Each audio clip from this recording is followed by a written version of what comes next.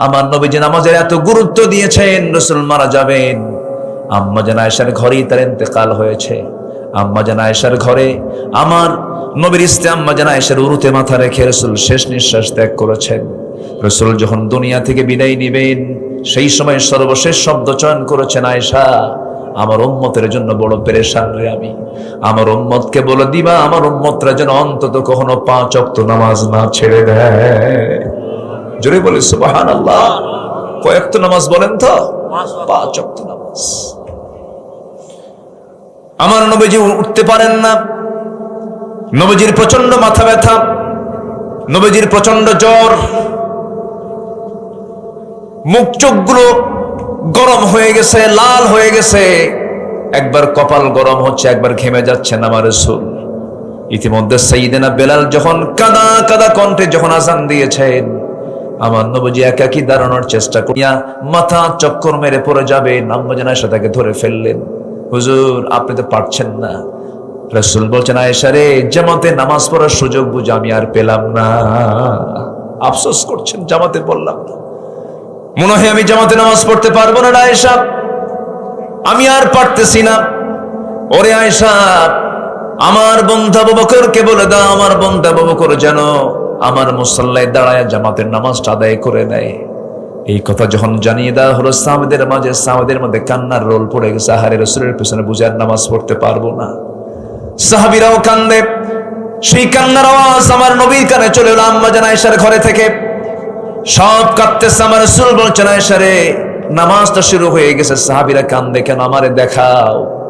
জানালার কাছে চলে গেলেন, উকি মেরে দেখলেন নবীজির চোখের কোনা বেয়ে বেয়ে টপ টপ করে পানি পড়ছে, গাল ভিজে যাচ্ছে। রাসূল কাঁদতেছেন, আম্মা জান আয়েশা তার চোখের পানিগুলো হাত দিয়ে মুছে দিচ্ছে আর বলছেন, ইয়া রাসূলুল্লাহ, আপনার উম্মতরা সেজদায় পড়ে পড়ে আল্লাহর হক আদায় করছে, নামাজ পড়ছে, আপনি কেন কাঁদেন? রাসূল বলছেন, আয়েশা রে, আমার এই চোখের পানি দুঃখের নয়, এই চোখের পানি আমার চরম আনন্দের পানি। জানো আয়েশা, এই নামাজ কায়েমের সংগ্রাম করতে গিয়ে আমার দাঁত কাফেররা ভেঙে দিয়েছে, দেখো দাঁত নাই। আমার কোমর ভেঙে দিয়েছে খন্দকে, তায়েফে মেরে মেরে এই যে দাগ, এই যে দাগ, এই যে দাগ, গোটা শরীর আমার দাগ হয়ে গেছে আয়েশা। মক্কার মানুষগুলো নামাজ পড়তে দেয় নাই, রুকুতে চলে গেছে, গোটা পিঠের উপরে উটের পচানারি ভরে চাপায়া দিয়েছে। এত কষ্ট করে সেই নামাজ রাষ্ট্রীয় পর্যায়ে আজকে কায়েম হয়ে গেছে। এই জন্য আয়েশা রে, চরম আনন্দে আমার চোখ দিয়ে পানি বের হয়ে গেছে। আম্মা জান আয়েশা একদিন বলছেন, ইয়া রাসূলুল্লাহ, আপনি আমার জন্য একটু দোয়া করুন। আমার নবীজি হাত উঁচু করে দোয়া করছেন, আল্লাহ, আমার আয়েশার আগের পরের সমস্ত গুনাহগুলো তুমি আল্লাহ মাফ করে দাও। এই দোয়া করার সঙ্গে সঙ্গে আম্মা জান আয়েশা এতটাই খুশি হয়ে গেলেন। রাসূল বলছেন, আয়েশা, তুমি এত খুশি হলে কেন? তিনি বলছেন, ইয়া রাসূলুল্লাহ, আমার জীবনের শ্রেষ্ঠ দিন, আপনি আমার জন্য এমন দোয়া করেছেন, আমার জীবনে আর কোনো গুনাহ নাই। রাসূল বলছেন, আয়েশা রে, এই দোয়া শুধু তোমার জন্য করি না, আমি প্রত্যেকটা দিন আমার সব উম্মতের জন্য এই দোয়াটা করি। জোরে বলি সুবহানাল্লাহ। আমরা কাকে ভয় করব? কাকে কাকে কাকে? আল্লাহকে। 1 নম্বর গুণ হচ্ছে তাকওয়া অর্জন করব। জোরে বলি ইনশাআল্লাহ। আর জোরে বলি ইনশাআল্লাহ। আল্লাহর ভয়ে নামাজ পড়বো। কয় ওয়াক্ত? 5 ওয়াক্ত নামাজ। বোনকে বলবো, ভাইকে বলবো, ছেলেকে বলবো, মেয়েকে বলবো, মাকে বলবো, সবাইকে বলবো, আসো না জাহান্নাম থেকে বাঁচার জন্য নামাজে দাঁড়ায় যাই। পরিবারকে নামাজ দিয়ে সাজিয়ে ফেলবো। জোরে বলি ইনশাআল্লাহ। রাজি আছেন তো সবাই? রহমত পেতে হলে 15টা উপায়। কয় নাম্বার বললাম? রহমত পাওয়ার জন্য তাকওয়া। রহমত পাওয়ার জন্য কি? তাকওয়া। নাম্বার 2, আমি খুবই খুশি, একটা লোক নড়াচড়া করছেন না।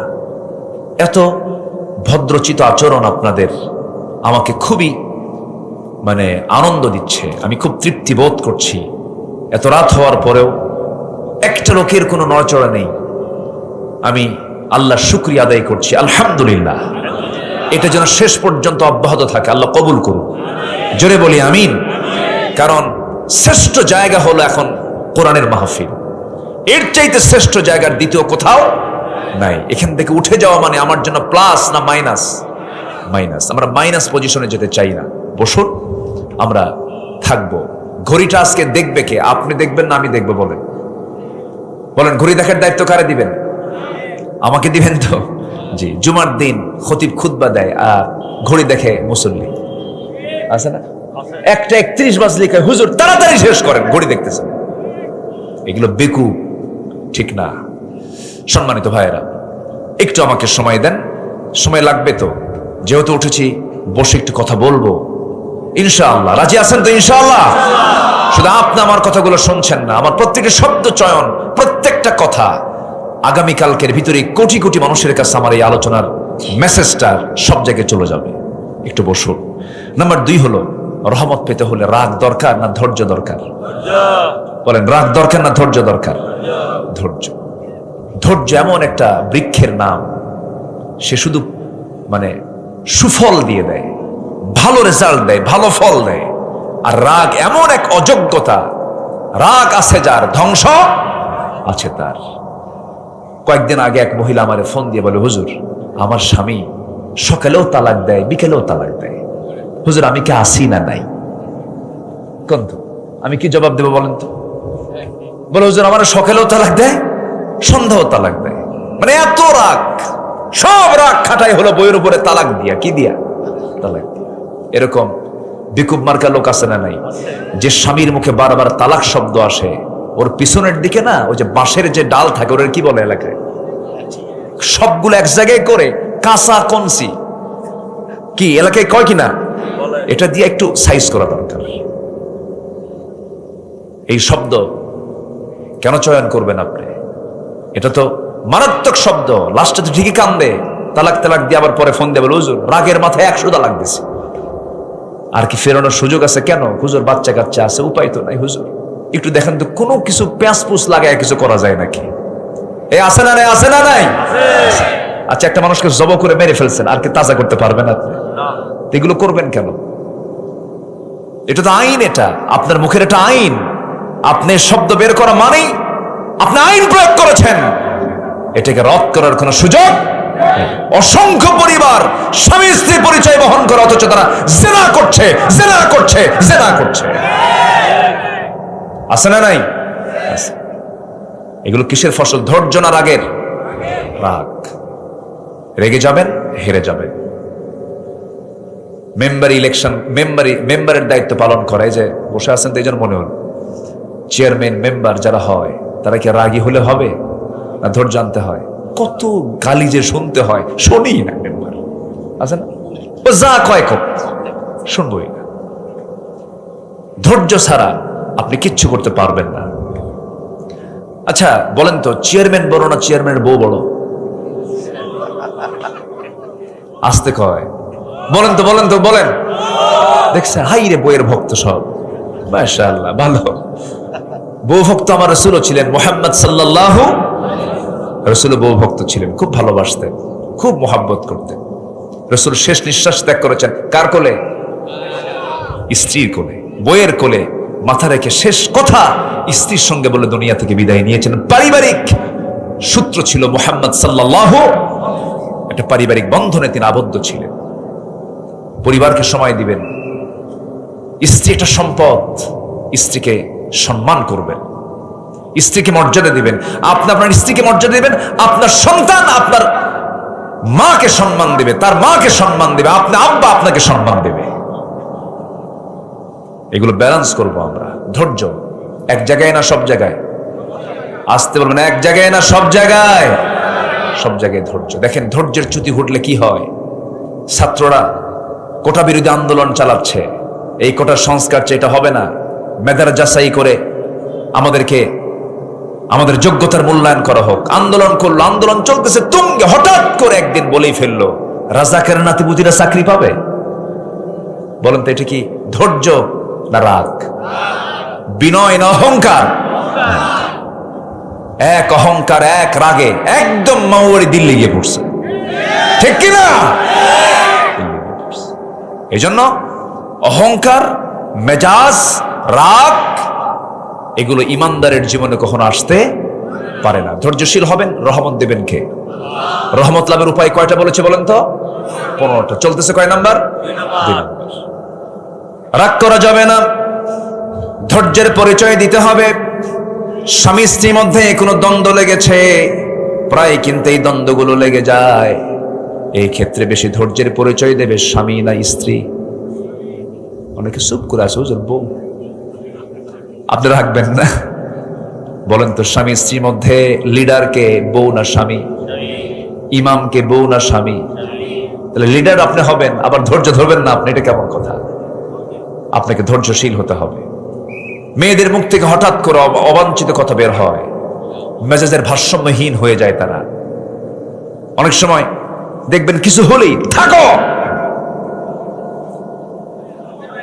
কি কোথায় কোথায় কোথায়, এটা কমন তাদের একটা বলি থাকে, এটা রাগ করে, এত কষ্ট করে সংসার করলাম এরকম বলে। এটা মেয়েদের নেচার, এটা মাথায় রাখতে হবে। মেয়েদের সৃষ্টি করা হয়েছে সোজাহার না বাঁকাহার, সোজা না বাঁকা, খুলিকাত মিন দিলাইন, বাঁকাহারে বানানো হয়েছে, সোজা করতে যাওয়া ভেঙে যাবে। বলেছেন মুহাম্মদ সাল্লাল্লাহু আলাইহি ওয়াসাল্লাম। একটু প্রশংসা করতে হয় মেয়েদের, প্রশংসা করলে খুব খুশি হয়, তেল মারলে খুব খুশি। একটু প্রশংসাসূচক শব্দ প্রয়োগ করতে হয়, বোঝাতে হয়। পুরুষকে ধৈর্যের পরিচয় দিতে হবে স্ত্রীর চাইতে কম না বেশি? বেশি। আমার মায়েরা খুব খুশি, হুজুর ভালো করে কর। আমার বন্ধুগণ, আল্লাহ রাব্বুল আলামিন বলেন, وَأَطِيعُوا اللَّهَ وَرَسُولَهُ وَلَا تَنَازَعُوا فَتَفْشَلُوا وَتَذْهَبَ رِيحُكُمْ وَاصْبِرُوا ইন্নাল্লাহা মা'আস সাবিরিন। জোরে বলুন আল্লাহু আকবার, আরো জোরে আল্লাহু আকবার।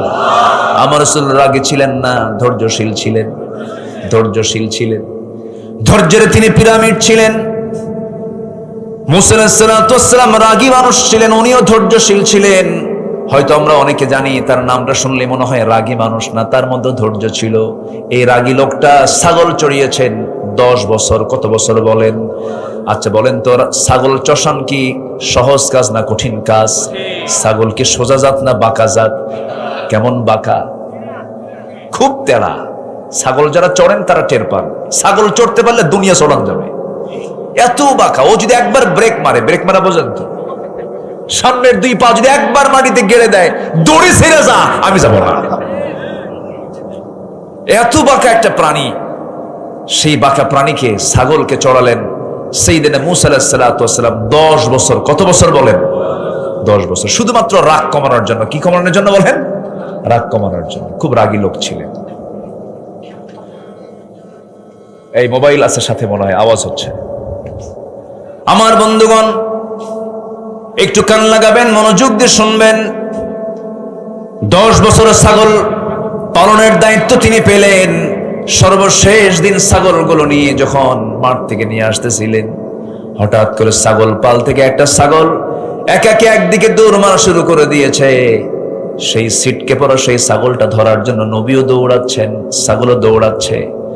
শেষ পর্যন্ত ছাগলকে ধরতে ধরতে তিনি হাঁপসে গেলেন, ঘরমাক্ত হয়ে গেলেন। ছাগলটাও ঘেমে গেছে, এমন রাগ উঠছে। ছাগলটা ধরে 2 হাতে ধরে শূন্যে চড়েছেন। কি মারবেন? আসার মারবেন, খুব রাগ উঠছে। কিন্তু লক্ষ্য করে দেখেন ছাগলটা থরথর করে কাঁপে, চোখে মুখে ভয়, লোমকূপ দিয়ে ঘামগুলো টপ টপ করে পড়তেছে। তিনি মনে মনে চিন্তা করলেন, আহারে বেচারা ছাগল রে, তোর তো কোনো জ্ঞানী নাই, তোর তো কোনো ইলম নাই, তোর মায়েরা কি লাভ হবে? তার মধ্যে একটা ধৈর্য চলে আসলো, বুঝ চলে আসলো। ছাগলটার 2 হাত থেকে আস্তে করে ছেড়ে দিয়া বুকের সঙ্গে ছাগলকে জড়িয়ে রেখে তিনি আদর করলেন, স্নেহ দিলেন, রহমত করলেন, বরকত দিয়ে দিলেন, তার আদর করলেন। আল্লাহ বলছেন, মুসা তোমার রাগ কমে গেছে, ধৈর্যশীল হয়ে গেছে, আমি তোমার নবুয়ত দিয়ে দিলাম। যেরকম সুবহানাল্লাহ। তাহলে বিয়া আগে না ধৈর্য আগে? হ্যাঁ, এটা মনে রাখেন, ধৈর্য আগে। ব্যবসা আগে না ধৈর্য আগে? ধৈর্য আগে। সব জায়গায় ধৈর্য লাগবে, ধৈর্য ছাড়া কিচ্ছু হবে না। এই যে বসে আছেন, বলেন তো ওয়াজ আগে না ধৈর্য আগে? ধৈর্য আগে। বসে থাকতে হবে। শয়তান তো লেগেই আছে, বোঝেন না? শয়তান কয় ওঠ, বারবার বলে, আপনি কবেন না, বসে থাকতে হবে। ধৈর্য, আমরা ধৈর্যশীল হব। জোরে বলি ইনশাআল্লাহ। একজন নবীর গায়ে 18 বছর ঘা ছিল, ঘা, গন্ধ, পোকা। কে বলেন তো, বলেন কে কে কে? আইয়ুব আলাইহিস সালাম। কোনদিন কি তিনি ধৈর্যহীনতার পরিচয় দিয়েছেন? একবার কি বলেছেন আল্লাহ তুমি কি করলা এটা? বলছেন না। পরিবার চলে গেছে, সংসার ওলটপালট হয়ে গেছে অসুস্থতায়। দুঃসময় তো সবাই থাকে না, দুঃসময় সবাই থাকে, অনেকে দৌড় মারে। দৌড় মারে কিনা বলেন? দৌড় মারে। ওই দুঃসময়ে কেউ তার পাশে ছিল না। 18 বছর ধরে এত বড় জটিল রোগে আক্রান্ত হলেন, কুষ্ঠ রোগে আক্রান্ত হলেন। আল্লাহর পয়গম্বর একটাবারও তিনি মনক্ষুণ্ণ হলেন না। কিন্তু জিহবা পর্যন্ত ঘা যখন পৌঁছে গেছে, জিহবায় লাগে। আল্লাহকে বলছে, আল্লাহ সব জায়গায় ঘা দিয়েছে, কোনো দুঃখ নাই, জিহবায় ঘা দিও না, কারণ তোমার নামের জিকির করব কেমনে? তোমার নামের জিকিরটা আমি কেমনে করব? আল্লাহ তোমার নামের জিকির করার জন্য অন্তত জিহবাটাকে অক্ষত রেখে দাও। আল্লাহ বলেন, আইয়ুব আমি তোর সকল পরীক্ষা আমি তোর 5 নাম্বার দিয়ে দিলাম। আইয়ুব তোর হারানো যৌবন, হারানো সৌন্দর্য আমি তোর আবার ফেরত দিয়ে দিলাম। যেরকম সুবহানাল্লাহ। ধৈর্য। আমার ভাইরা, আমার বন্ধুগণ, এই দুনিয়াতে যত অর্জন হয়েছে ধৈর্যের মধ্য দিয়ে অর্জন হয়েছে। ধৈর্য ছাড়া কোনো অর্জন সম্ভব নয়। ধৈর্যশীলদের সঙ্গে আল্লাহ রাব্বুল আলামিন আছেন। আল্লাহ কি সুন্দর করে বলছেন। নাম্বার 3 হলো ইবাদতে মনোনিবেশ দেওয়া। 2টা চলে গেছে, এখন আমরা আসি ইবাদতে মনোযোগী হওয়া। ইবাদত 2 প্রকার, অবহেলার ইবাদত আর একটা হচ্ছে মনোযোগের ইবাদত। অনেকে নামাজে দাঁড়ায় কিন্তু খেয়াল টিয়াল কিচ্ছু নাই, আছে না? এরকম আছে না? আছে না? আছে কিনা বলেন? আছে। নামাজের মজা তারা পাবে না। কোন এক রমজান মাসে আমি মদিনায় শেষ রাত্রে আমি কিয়ামুল লাইলে নামাজে দাঁড়ায় গেলাম। ইমাম সাহেব নামাজে দাঁড়ায় গেলেন, লম্বা 2 রাকাত নামাজ পড়লেন। লম্বা 2 রাকাত নামাজ আমার যতটুকু মনে পড়ে সেই দিন 40 থেকে 50 মিনিট মাত্র 2 রাকাত নামাজ তারা আদায় করতে পেরেছেন, শেষ করেছেন। যেরকম আল্লাহু আকবার। মাত্র কয় রাকাত? 40 থেকে 50 মিনিট সময় লেগেছে। নামাজের মধ্যে মজা যদি না পাওয়া যায় তাহলে কি থাকা যাবে? মজা পেতে হবে। নামাজের একটা মজা আছে, ইবাদতের একটা মজা আছে, একটা স্বাদ আছে। সেই স্বাদটা পাওয়ার জন্য সবার আগে শর্ত হলো মনোযোগ দেওয়া। কি দেওয়া বলেন তো? মনোযোগ দেওয়া। সাইয়েদনা আলী জিহাদের ময়দানে যুদ্ধ করতে গিয়ে পায়ের মধ্যে তীরবিদ্ধ হয়ে যুদ্ধ ময়দান থেকে ফিরে এসেছেন। তীর যখন ঢোকে সোজা ঢুকে যায়, সহজে কি বের হয়? সহজে কি বের হয়? টান দিয়ে বের করার সময় কিন্তু উল্টা দিকে সহজে বের হয় না। চরম কষ্ট পাচ্ছেন তিনি। সব সাহাবীরা পরামর্শ করলো কি করা যায়। নবীর কাছে বলা হলো, হুজুর আলীর তো এই অবস্থা হয়েছে, কি করি আমরা? আমার রাসূল বলছেন, শোনো, স্বাভাবিকভাবে তোমরা তার পা থেকে তীর বের করতে পারবা না, ও কষ্ট পাবে, খুব কষ্ট। কিন্তু আমি জানি আমার আলীর নামাজের মধ্যে মনোযোগিতা কেমন, আমি জানি। তোমরা আলীকে নামাজে দাঁড়াতে দাও, নামাজের মধ্যে তোমরা তার পা থেকে টান মেরে তীরটা বের করে নিবা। একটু আস্তে কর সুবহানাল্লাহ, আর জোরে কর সুবহানাল্লাহ। নামাজের মধ্যে একটু মশা পড়লে পরে আছে কিনা? আর নামাজ যদি একটু লম্বা করে, সূরা লম্বা করলে তার কোনো লোকমাত চলবে না, তাই না? তখন মানে কি গলার একটা আওয়াজ, হুজুর শেষ করেন না। মনোযোগ, মনোনিবেশ হতে হবে। والذين هم للصلاة والذين قد أفلح المؤمنون الذين هم في صلاتهم خاشعون। খুশুর সাথে অত্যন্ত মনোযোগ দিয়ে নামাজ পড়তে হবে। আমার নবীজির এমনও সময় গেছে ঘন্টার পর ঘন্টা চলে গেছে শুধু একটা সেজদার মধ্যে, সেজদার ভিতরে। সেজদা দিলে জবাব দেন কে? আস্তে জবাব দেন কে? আপনি সেজদার মধ্যে আপনি যা চাবেন আল্লাহ তাই কবুল করবেন। কেন কবুল করবেন না? তিনি কবুল করার জন্য তিনি তো আছেন, তিনি তো আবার কবুল করবেন। আমি ডাকবো, আমার ডাকে সাড়া কে দিবেন? কে দিবেন? আল্লাহ দিবেন। কিন্তু মনের মতো করে চাইতে হবে, মনোযোগ দিয়ে চাইতে হবে। আমরা সকল ইবাদতে আমরা মনোযোগী হব। জোরে বলি ইনশাআল্লাহ। আল্লাহ রাব্বুল আলামিন বলেন, ওয়ামা উমিরু ইল্লা লিয়াবুদুল্লাহ মুখলিসিনা লাহুদ্দিন حنفاء ويقيموا الصلاة ويؤتوا الزكاة وذلك دين القيمة জোরে বলুন আল্লাহু আকবার। ইখলাস ঠিক থাকতে হবে, একমাত্র আল্লাহর জন্যই সবকিছু করতে হবে। চোখের পানি বারবার ফেলার চেষ্টা করতে হবে কার সামনে বলেন? আল্লাহর পছন্দের বান্দা তো তারাই।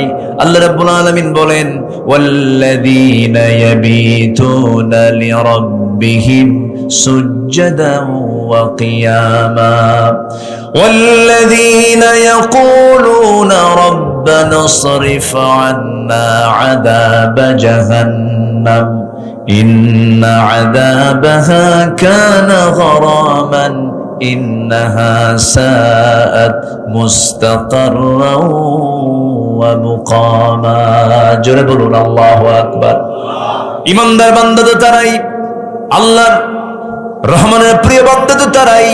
রাত যখন গভীর হয়ে যায়, নরমাল বান্দাগুলো ঘুমিয়ে পড়ে, বিশেষ বান্দাগুলো সেজদায় পড়ে পড়ে ডুকরে ডুকরে শিশু বাচ্চার মতো হাউমাউ করে কান্দে আর বলে, আল্লাহ আমারে মাফ করে দাও, অমুক দিন গুনাহটা করছি, অমুক দিন পাপটা করছি, অমুক দিন আমি অমুক পাপের সঙ্গে জড়িয়েছিলাম, আল্লাহ তুমি আমারে মাফ করে দাও। চোখের পানিগুলো যদি আল্লাহর ভয়ে যদি কোনো বান্দা ফেলতে পারে, 7 সমুদ্রের পানি দিয়ে জাহান্নামের একটা কিরণা কেউ নিভাতে পারবে না।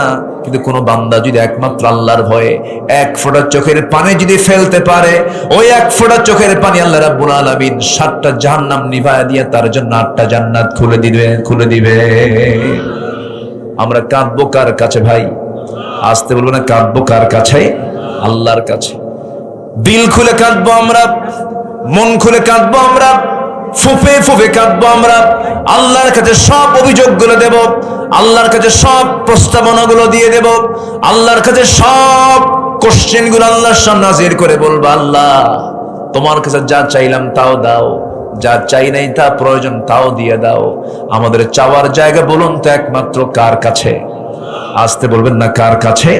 আল্লাহর কাছে। আল্লাহর কাছে আমরা চাবো, অত্যন্ত মনোযোগ দিয়ে চাবো, গুরুত্বের সঙ্গে চাবো।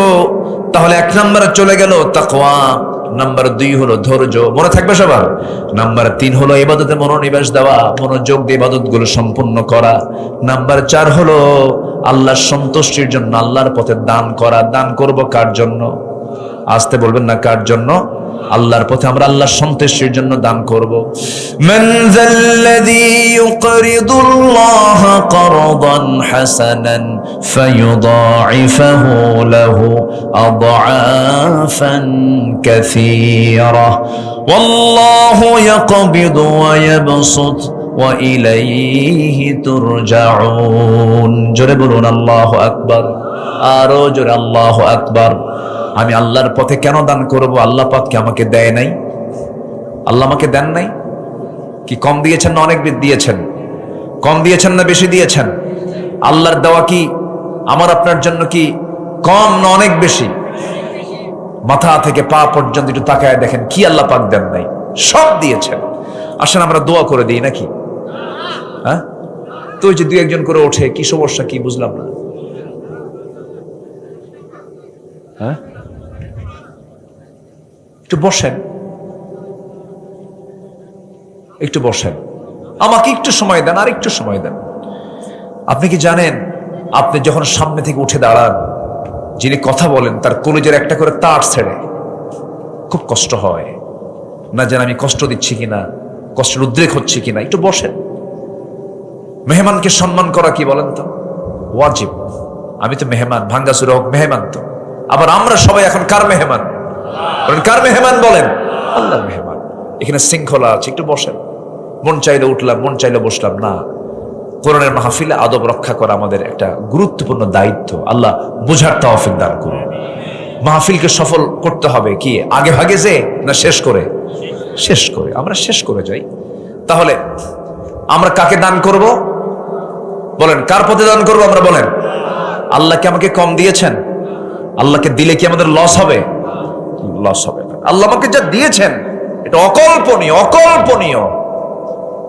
এই যে 2টা কানে আপনারা শুনতেছেন, আমি বলছি, এই 2টা কানের ভিতরে দেখবেন আল্লাহ পাক কিছু ময়লা দিয়েছেন। কানের যে ময়লা, ওটাকে এলাকায় কি বলে? কি কয়? কানের যে ময়লা, এটাকে কি বলে? ওই যে গরু খায় ওই ঘোল না, এটা হচ্ছে ইয়ার ওয়াক্স, কানের ময়লা। এই কানের ময়লা কিন্তু আল্লাহ দিয়ে দিয়েছেন কানের মধ্যে। এই কানের ময়লাটা তিক্ত, তিতা। যদি আল্লাহ পাক যদি এই ইয়ার ওয়াক্স কানের ময়লা যদি তিতা না করে যদি মিষ্টি দিতেন, সব পিঁপড়া জমা হতো কার কানে? সবার কানে। আল্লাহ তাআলা কানকে সেভ করার জন্য কানের ময়লা দিয়েছেন, মিষ্টি না তিতা? তিতা দিয়েছেন, যেন বান্দার কান যেন সেফ থাকে। সুবহানাল্লাহ বলা যাবে না ভাই? যদি মিষ্টি হতো, সলিমুদ্দিন ঘুমাতে নিয়ে আরেক কলিমুদ্দির পাহারা দেওয়া লাগতো, পিঁপড়া কোন দিক দিয়ে আসে, কত বড় বেকায়দা হয়ে যেত। কিন্তু আল্লাহ রাব্বুল আলামিন কানের মধ্যে এরকম তিতা দিলেন যেন কোনো পিঁপড়া না যায়, কোনো পোকামাকড় না যায়। আবার এই কান থেকে সোজা আপনি চোখে চলে আসেন, চোখ, কান, নাক, পদ্মা, মেঘনা, যমুনা যত বড় তার চেয়ে বেশি বড় হলো আমার চোখ, কান, নাক, গলা।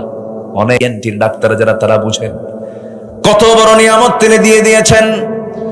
দেখেন চোখ, আল্লাহ রাব্বুল আলামিন কত বড় নিয়ামত দিয়ে দিয়েছেন। এই চোখের পানি আল্লাহ রাব্বুল আলামিন লবণ করেছেন না মিঠা করেছেন? বলেন বলেন, কি করেছেন? লবণ করেছেন, খরা করেছেন। কিন্তু আমরা খাই কি পানি? কি পানি খাই? কিন্তু চোখের পানি কি হয়ে যায় বলেন? মেশিন ছাড়া। মেশিন ছাড়া লবণ হয়? তাহলে মেশিন আছে না নাই? বলেন, প্রত্যেক চোখে মেশিন আছে না নাই? বলেন। আমি খাচ্ছি মিঠা, আর চোখে জমা হচ্ছে কি পানি? লবণ পানি। লবণ পানি জমা হচ্ছে, লবণ করে দিয়েছেন, চোখটাকে লবণ পানিতে ভাসমান করেছেন। মাঝে মাঝে চোখের কোনা দিয়ে ঘুম থেকে ওঠার পরে কাতরানো চোখের কোনা দিয়ে সাদা সাদা যে সমস্ত জিনিসগুলো আমরা ময়লাগুলো দেখি, এটা হলো চোখের মলম, চোখের অয়েন্টমেন্ট। আল্লাহ রাব্বুল আলামিন যেদিন বান্দা পৃথিবীতে জন্ম নিয়েছে, মৃত্যু পর্যন্ত প্রত্যেকটা দিন বান্দার চোখকে ভালো রাখার জন্য, জীবাণু মুক্ত করার জন্য চোখের পানিকে আল্লাহ পাক লবণ করে স্থায়ী মলমের বন্দোবস্ত করে দিয়েছেন। আমার বন্ধুগণ, প্রতি মিনিটে মানুষ 15 থেকে 20 বার পলক ফেলে। 15 থেকে 20 বার পলক ফেলে। এই পলক শুধু পড়েই না, বরং প্রতিটা বার পড়ার সময় অস্ত্র থেকে লিকুইড ছড়িয়ে দেয় পুরো চোখে। এর ফলে চোখ থেকে আর্দ্র ধুলাবালি, ক্ষতিকর জীবাণু থেকে মুক্ত। পলক হলো চোখের প্রাকৃতিক ওয়াইফার, যা ঘুমের মধ্যেও চোখের সুরক্ষা নিশ্চিত করে।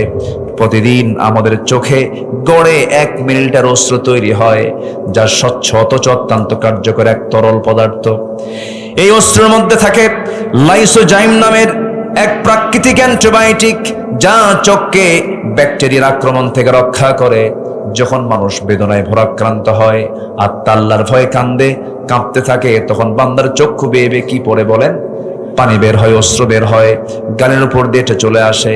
এই অস্ত্র আবার চোখের বাইরের অংশে পুষ্ট অক্সিজেন সরবরাহ করে। কর্নিয়াতে রক্তনালী থাকে না, তাই চোখকে রক্ষা করার জন্য শুকিয়ে যাওয়া সেই ব্যাকটেরিয়া ক্ষয় রোধ করে সংক্রমণ থেকে, ব্যাকটেরিয়ার আক্রমণ থেকে বান্দার চোখ আল্লাহ রাব্বুল আলামিন সম্পূর্ণ জীবাণু মুক্ত করে দেন। যেরকম সুবহানাল্লাহ। কে চালান? চোখকে চালান, চোখকে চালান। আর চোখ দিয়ে দেখে কে? আল্লাহ দেখে না? চোখ চালান কে? আর চোখ দিয়ে দেখে কে? বান্দা। আল্লাহ চোখ চালায় নেন, কি সুন্দর করে চালিয়ে দিয়েছেন। আমাদের 2 চোখে প্রায় 27 কোটি 40 লক্ষ ফটো রিসেপ্টর নামক নিয়োজিত শ্রমিক আল্লাহর হুকুমে তারা সর্বক্ষণ কাজ করছে। 27 কোটি 40 লাখ ফটো রিসেপ্টর। আল্লাহু আকবার বলেন। কম কথা? কিভাবে এই চোখকে আল্লাহ পাক আমাকে সাজিয়ে দিয়েছেন, সুন্দর করে আমাকে দেখিয়ে দিয়েছেন, দেখার সুযোগ দিয়েছেন এই চোখ দিয়া। আপনি নারীর দিকে তাকায় আপনি অস্থির হয়ে যাচ্ছেন, নারীর জন্য পাগল হয়ে যাচ্ছেন, অথচ যে চোখ আল্লাহ বানিয়েছেন, শুকরিয়া আদায় করব নারীর না আল্লাহ? আল্লাহ। এই চোখ যদি না থাকতো আমি দেখতেই পারতাম না। অবদান কার? অতএব আমরা দান করব কাকে? কার পথে খরচ করব? কার পথে খরচ করব বলেন? আল্লাহর পথে। এজন্য মাঝে মাঝে সৃষ্টিগুলোকে নিয়ে একটু গবেষণা করতে হয়। আল্লাহ পাক বান্দাকে এই জন্য বলছেন, কি সুন্দর করে দেখেন, আলাম নাজআল লাহু আইনাইনি ওয়া লিসানান ওয়া শাফাতাইনি ওয়া হাদাইনাহু নাজদাইন। জোরে বলুন আল্লাহু আকবার। আরো জোরে বলুন আল্লাহু আকবার। আমার বন্ধুগণ, আল্লাহ বলছেন বান্দারে আমি টানা টানা দুইটা চক্ষু দিলাম, সুন্দর দুটি ঠোঁট দিলাম, আবার সুন্দর একটা জিহ্বা দিলাম। জিহ্বাকে আল্লাহ পাক শুকনা রেখেছেন না ভিজা রেখেছেন? বলেন বলেন বলেন। মানুষজন ঘুমায় তখন বুঝে শুকনা হয়ে যায় না আরো বেশি ভেজা থাকে?